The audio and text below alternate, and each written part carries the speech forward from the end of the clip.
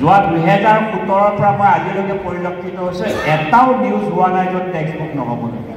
যোৱা 6-7টা বছৰে মই দেখা পাইছোঁ। সেইটোৱে এখন চৰকাৰৰ সাফল্য। আৰু প্ৰত্যেকজন শিক্ষাগুৰুকো মই ক'ম যে আপোনালোকে এই কথাবিলাক আপোনালোকে নিজে ফিল কৰিছে, অনুভৱ কৰিছে। কাৰণ আপোনালোকে দেখা পাইছিলে বহুদিন যাৰ চাকৰি হৈছে সকলোৱে দেখা পাইছিল আগতে কি হৈছিলে, এতিয়া কি হৈ আছে।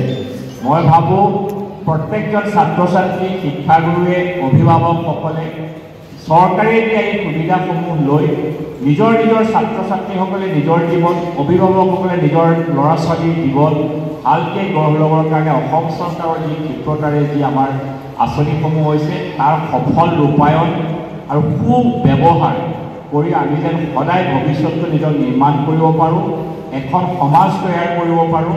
আৰু যিখন সমাজত আমাৰ অশিক্ষিত বুলি যেন মানুহ কোনো নাথাকে, প্ৰত্যেকজনে শিক্ষাৰ পোহৰ পায়, মই তাৰে কামনা কৰিলোঁ। আৰু আজি ইয়াত মাতি আনি মোক এইখন সুবিধা দিয়াৰ কাৰণে কঠীয়াতলী খণ্ড উন্নয়ন বিষয়া, খণ্ড শিক্ষা বিষয়া, শিক্ষাগুৰুসকল সকলোকে ধন্যবাদ জ্ঞাপন কৰি